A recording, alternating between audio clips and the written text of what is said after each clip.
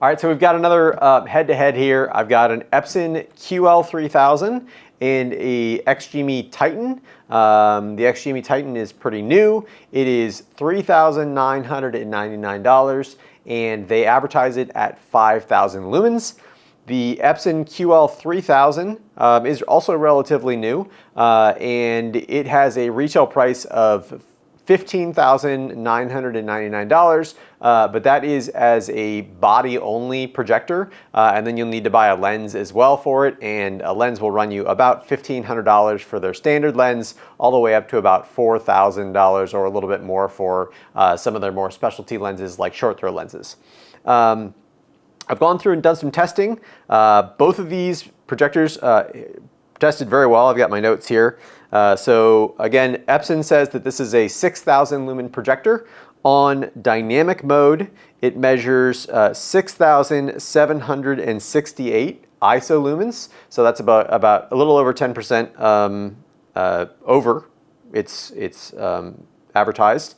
And that is with a native contrast of 2,567 to 1. And in dynamic mode, the dynamic contrast goes up to 42,000 to 1, or close to 43,000 to 1. And then in cinema mode, it is 5,348 ISO lumens, and then that has a dynamic contrast in cinema mode of 13,180. And again, a native contrast of around 2,560 to 1.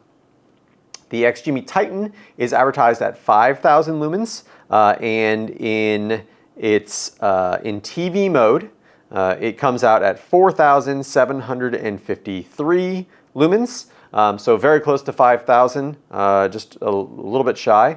And then in movie mode, it is 4,101 lumens.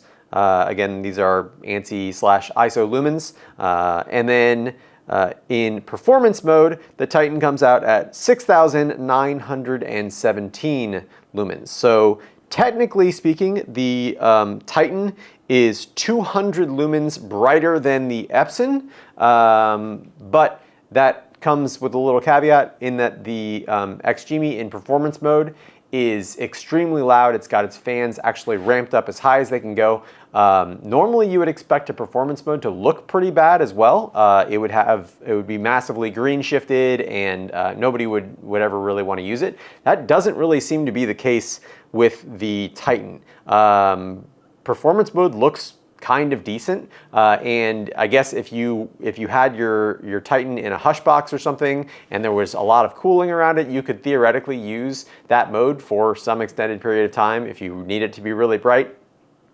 But I don't think most people will end up using it. So maximum lumens around 7,000, 6,917, and then usable lumens around 4,700 is in TV mode with movie color temperature. So that's like what they're calling their D65 or their adjusted D65. I forgot to mention the Titan's contrast numbers on that TV mode, which is the highest usable lumens. It has a native contrast of 2,369 to 1 and a dynamic contrast of 34,600 to 1. And what I found is that the DBLE, or the dynamic black level enhancement, when you're on movie mode, is extremely bugged right now and has huge color shifting problems. But on TV mode, it does not have those issues, or it has significantly less color shifting. So I will have DBLE on for the side-by-sides, and I will have Epson's what do they call it? Dynamic contrast, which is called high speed dynamic. That'll be on the Epson.